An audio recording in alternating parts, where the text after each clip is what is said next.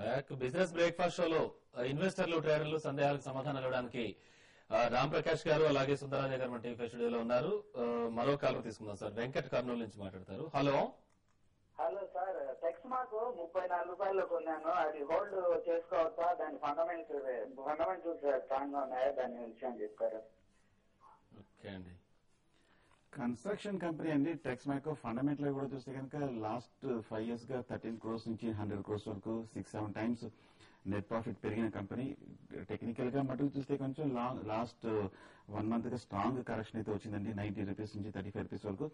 But ప్రస్తుతానికి week గా ఉన్న మటుకు ఫండమెంటల్ పాజిటివ్ దృష్టిలో పెట్టుకుని అలాగే టెక్నికల్ గా ఓవర్సోల్డ్ పొజిషన్ లో దృష్టిలో పెట్టుకుంటే కనుక ఈ లెవెల్ నుంచి పెద్దగా పడే అవకాశం లేదు. సో కొన్నాళ్ళు హోల్డ్ చేయండి.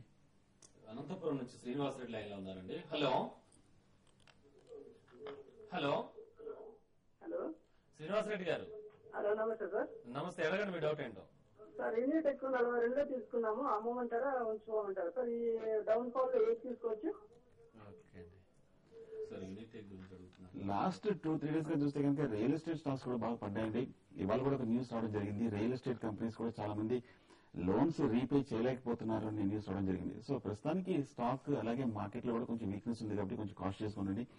షార్ట్ టర్మ్ అయితే కనుక 45-50 రూపీస్ దగ్గర మీరు ఎగ్జిట్ అవ్వచ్చు. లాంగ్ టర్మ్ హోల్డర్ అయితే కనుక డెఫినెట్ గా హోల్డ్ చేయండి. ఎందుకంటే 31-32 కింద పెద్దగా పడే అవకాశం కనిపించట్లేదు. సో హోల్డ్ చేయొచ్చు. ఫ్రెష్ బయింగ్ అయితే మటుకు కొంచెం మీరు అడిగినట్టు అవాయిడ్ చేస్తే బెటర్ అనిపిస్తుంది. గుంటూరు నుంచి శ్రీనివాసరావు లైన్ లో ఉన్నారు. హలో హలో శ్రీనివాసరావు గారు, సార్, అడగండి మీ డౌట్ అండి. కెయిన్ ఇండియా 4000 షేర్స్ 365 లో బై చేశాను. ఓకే అండి. కెయిన్ ఇండియా 4000 షేర్స్ 365 లో బై చేశాను. Okay okay.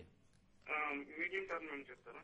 Okay. Medium Cain India చూస్తే కనుక కరెక్ట్ గా 365 నుంచి కరెక్షన్ స్టార్ట్ అయిందండి. 370 దగ్గర మేజర్ రెసిస్టెన్స్ ఉంది. కరెక్ట్ గా అదే టైంలో కూడా కెయిన్ ఇండియా వేదాంత న్యూస్ గురించి కొంచెం నెగిటివ్ గా రావడంతో ఒక రోజు మనం సడన్ గా ఒక 15 రూపీస్ వరకు ప్లంజ్ చూసాం. షార్ట్ టర్మ్ అయితే కొంచెం వీక్ గా కనిపిస్తుందండి. బట్ ఫండమెంటల్ గా ఆయిల్ ఎక్స్ప్లోరేషన్ లో కెయిన్ ఇండియా డెఫినెట్ గా స్ట్రాంగ్ కంపెనీ. నా ఉద్దేశం షార్ట్ టర్మ్ లో ఒక 310 లెవెల్ వరకు వెళ్ళే అవకాశం ఉంది.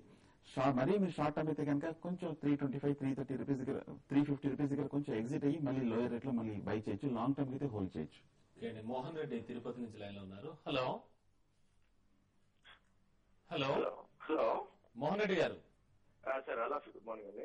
మార్నింగ్ అండి, అడగండి మీ డౌట్. సార్, సుందరరాజ గారిని అడగాలి. అడగండి. సార్, ఎడ్జి కాంపు 1000 షేర్స్ తీసుకున్నాము 500 రూపీస్ లెవెల్లో. ఈ కరెంట్ రేట్ వచ్చి 466 రూపీస్ అట్లా ఉంది సార్. అంటే దాన్ని ఎగ్జిట్ అయిపోయి ఎవరాల్లోకి ఎంటర్ అవుదామని మా ఐడియా. అది కరెక్టేనా కాదా? ఎడ్యుకామ్ చూస్తే కనుక డెఫినెట్ గా ఈ సాఫ్ట్వేర్ ఎడ్యుకేషన్ సెక్టర్ కంపెనీస్ లోనూ లీడింగ్ కంపెనీ అండి, దాంట్లో డౌట్ లేదు.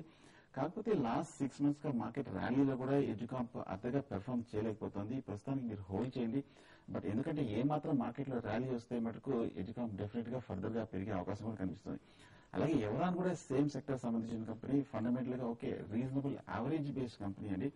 నా ఉద్దేశం ఎవరాన్ లో ఇమీడియట్ షిఫ్ట్ అవ్వాల్సిన అవసరం లేదు. ఎందుకంటే లాస్ట్ 1 week గా చూస్తే కనుక 520 నుంచి 740 వరకు కంటిన్యూస్ గా పెరిగింది. బహుశా బుల్లిష్ ట్రెండ్ ఉంది కదా ఉద్దేశంతో ఈ లెవెల్లో చేసి హయ్యర్ రేట్ లో ఎంటర్ అవుదాం అనుకుంటారు. సో వద్దనిపిస్తోంది. ఎందుకంటే ఎవరాన్ షార్ట్ టర్మ్ లో 740 ఇమీడియట్ గా దాటే అవకాశం లేదు. దాని బదులు ఎడ్యుకాంప్ లోనే హోల్డ్ చేస్తే బెటర్ అనిపిస్తుంది. హైదరాబాద్ నుంచి సురేష్ లైన్ లో ఉన్నారండి. హలో హలో సురేష్ గారు. Good morning sir. మార్నింగ్, అడగండి మీ డౌట్ ఏంటో. సార్, అది నిన్న ఐడిఎఫ్సి నెక్స్ట్ మంత్ ఫ్యూచర్స్ లో బై చేశాను సార్. అది అయితే నిన్న చాలా వీక్ అయిపోయింది కదా క్లోజింగ్ సెషన్ వరకు. ఇప్పుడు అది స్టాప్ లాస్ ఎక్కడ పెట్టుకోమంటారు, లేకపోతే టార్గెట్స్ ఏమన్నా ఉంటే లేకపోతే ఎగ్జిట్ అయిపోమంటారా ఒకసారి చెప్తే. ఓకే అండి. ఓకే. ఐడిఎఫ్సి చూస్తే కనుక మీరు నిన్న లాస్ట్ వీక్ తీసుకున్నారంటే కరెక్ట్ గా నిఫ్టీ 5900 ఓవర్ బాట్ పొజిషన్ లో ఉన్నప్పుడు తీసుకున్నారండి. లాంగ్ పొజిషన్ అప్పుడు తీసుకోవడం కూడా చెప్పడం జరిగింది. బట్ కానీ ఇవాళ టెక్నికల్ గా 150 దగ్గర మేజర్ సపోర్ట్ కనిపిస్తుంది. 150 స్టాప్ లాస్ కింద పెట్టుకోండి. 150 కింద క్లోజ్ అయితే మటుకు ఐడిఎఫ్సి షార్ట్ టర్మ్ లో ఎగ్జిట్ అయ్యి మళ్ళీ లోయర్ రేట్ లో 125-130 లో బై చేయొచ్చు. సో 150 క్లోజింగ్ కింద స్టాప్ లాస్ గా పెట్టుకుని హోల్డ్ చేయండి. భీమవరం నుంచి రామరాజు గారు లైన్ లో ఉన్నారు. హలో హలో హలో రాజు గారు, అడగండి మీ డౌట్ ఏంటో. సార్, నేను లూపిన్ లాంగ్ ఉన్నాను ఫ్యూచర్స్ లో. తర్వాత ఎస్బీఐ షార్ట్ లో ఉన్నాను. ఏం చేయమంటారు? ఒకసారి మీ సలహా ఇస్తారా? తప్పకుండా అండి, ఒక్క నిమిషం అండి. లూపిన్ లాంగ్ లో ఉండడం మటుకు కొంచెం రిస్కీ అండి. ఎందుకంటే లాస్ట్ 1 వీక్ గా చూస్తే గనక 425 దాటలేకపోతుంది, 400 కింద కూడా బ్రేక్ అవుతుంది. ఈ రెండు లెవెల్ మధ్యన కొంచెం స్టక్ అయినట్టుగా అనిపిస్తుంది. ప్రస్తుతానికి మీరు హోల్డ్ చేయండి. మీరు లాంగ్ ఉంటున్నారంటే మీరు షార్ట్ టర్మ్ కోసం కాబట్టి 400 కింద పెట్టుకోండి క్లోజింగ్ బేసిస్ స్టాప్ లాస్. 400 కింద క్లోజ్ అవుతే మటుకు షార్ట్ టర్మ్ ఎగ్జిట్ గా పెట్టుకోండి. ఎస్బీఐ షార్ట్ పొజిషన్ మటుకు మీరు హోల్డ్ చేయండి. నిన్న బాగా బేరిష్ రివర్సల్ ప్యాటర్న్ పట్టినట్టుగా కనిపిస్తుంది. 2700 దగ్గర స్ట్రాంగ్ సపోర్ట్. 27 పైన నిలబడితే కనుక మీ షార్ట్ పొజిషన్ క్లోజ్ చేయండి.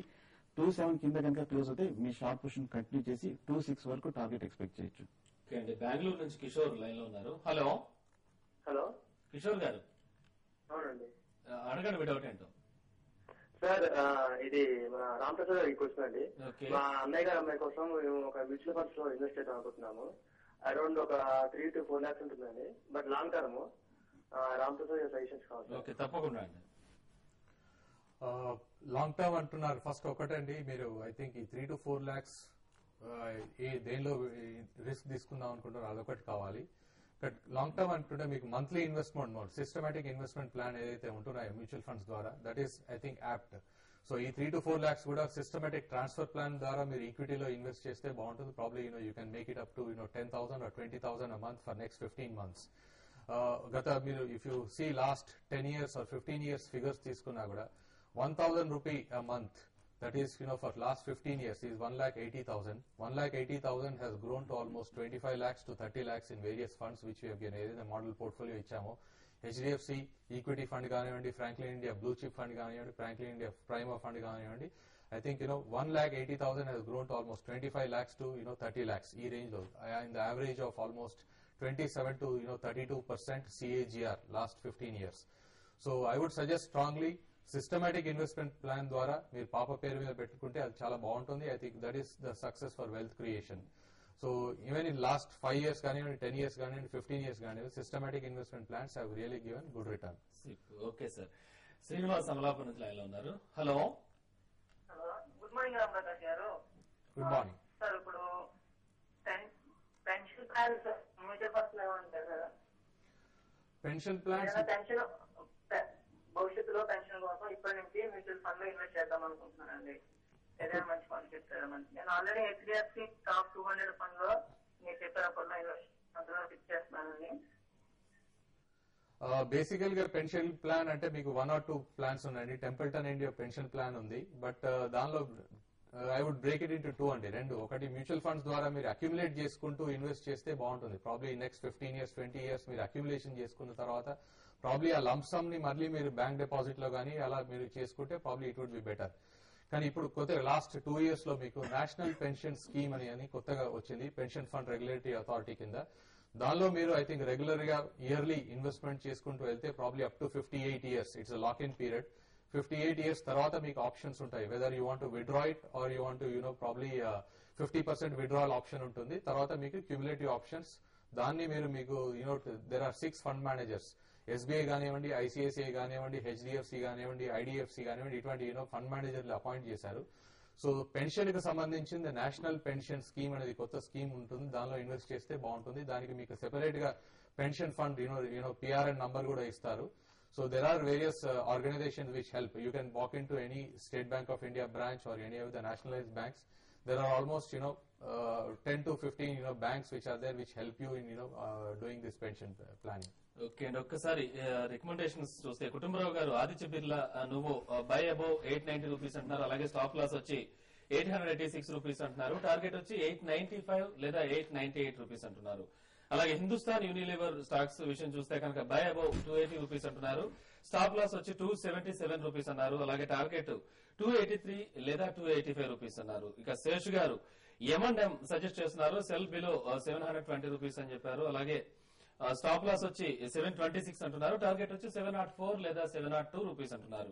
అలాగే అమర్నాథ్ గారు విషయం చూస్తే కనుక నిఫ్టీ ఫ్యూచర్స్ లో బై క్లోజ్ టు 5,680 అన్నారు, అలాగే స్టాప్ లాస్ వచ్చి 5,660 అంటున్నారు, టార్గెట్ వచ్చి 5,730 రూపీస్. ఇక సుందరరాజ గారు చివరిగా చెప్పడం సమయం కూడా ఎంత లేదు, సెక్టర్ వైజ్ ఏ స్టాక్స్ ఎలా పర్ఫామ్ చేయబోతున్నాయి అంటారు ఇవాళ? సో అన్ని సెక్టర్స్ కొంచెం వీక్ గానే కనిపిస్తుంది. ముఖ్యంగా ఐటీ కూడా చిన్న బాగా బ్రేక్ డౌన్ కూడా కనిపించింది. అలాగే బ్యాంక్స్ కూడా ఫ్రెష్ గా వీక్నెస్ అనేది స్టార్ట్ అయింది. అలాగే రియల్ ఎస్టేట్ కూడా బాగా వీక్ గా ఉంది. సో ఏ సెక్టర్ లో ప్రస్తుతానికి బై పొజిషన్ తీసుకోవద్దు. కాబట్టి ఫార్మా మటుకు కొంచెం స్ట్రాంగ్ గా కొంచెం కన్సాలిడేషన్ అవుతుంది. కొంచెం డిప్ లో ఫార్మా బై చేయొచ్చు. సో ఇంట్రాడేకి వస్తే కనుక రిలయన్స్ క్యాపిటల్ బాగా వీక్ గా క్లోజ్ అయింది. ఏమాత్రం 590 కింద బ్రేక్ అయిందంటే కనుక షార్ట్ పొజిషన్ తీసుకోవచ్చు. క్లోజింగ్ కనుక స్ట్రాంగ్ గా బాగా వీక్ గా క్లోజ్ అవుతే కనుక పొజిషన్ గా కన్వర్ట్ చేసుకుని హోల్డ్ చేయొచ్చు కూడా షార్ట్ టర్మ్ కి. మ్యూచువల్ ఫండ్స్ విషయంలో చూసుకుంటే ఎలా ఉండొచ్చు అంటారు? I think I'll give probably two perspectives again. Short term చూసుకుంటే డెట్ లో I think మీకు ఇంటర్వెల్ ప్లాన్స్ కానీ ఫిక్స్డ్ మెచ్యూరిటీ ప్లాన్స్ రెగ్యులర్ గా వస్తూనే ఉంటాయి. బట్ ఓపెన్ ఎండ్ ఫండ్స్ లో మీకు టెంపుల్టన్ ఇండియా లో డ్యూరేషన్ ఫండ్ అని ఉంటుంది. Probably yield to maturity of the fund is almost 10.55 అండి. So 3 to 6 months I think time frame లో ఈ ఫండ్ లో కూడా ఇన్వెస్ట్ చేయొచ్చు. కానీ probably you have exit load 3 months లోపల ఎగ్జిట్ లోడ్ 0.5% ఉంటుంది. So last 15 days to 1 month చూసుకున్నా కూడా probably this fund has given much better returns than equity fund. Almost 10 to 12% returns కూడా ఇచ్చింది. So అది debt category కి. But equity still I would maintain నాకు continue. I think with full faith and confidence, systematic investment plans for retail investors, I think it is very important. I think we have been hearing lots of queries. Equities లో చాలా మంది trade చేస్తుంటారు, ఈక్విటీలో invest చేస్తుంటారు. ఇది చేసినా కూడా direct ఈక్విటీలో participate చేసినా కూడా కొంచెం అలొకేషన్ సిస్టమాటిక్ ఇన్వెస్ట్మెంట్ ప్లాన్ ద్వారా చేసుకుంటే ప్రాబ్లీ ఒక గుడ్ ఇన్వెస్ట్మెంట్ మోడ్ కింద మీకు లాంగ్ టర్మ్ లో మంచి రిటర్న్స్ వచ్చే అవకాశం వెల్త్ క్రియేషన్ ద్వారా చేసుకోవచ్చు. Thank you very much. మీరు మా స్టూడియోకి వచ్చి మా ట్రేడర్స్ ఇన్వెస్టర్స్ సందేహాలు సమాధానం ఇచ్చినందుకు thank you very much once again అండి. సో ఇవి వాటి బిజినెస్ బ్రేక్ఫాస్ట్ షో విశేషాలు. తిరిగి మధ్యాహ్నం బిజినెస్ లంచ్ లో మళ్ళీ కలుద్దాం.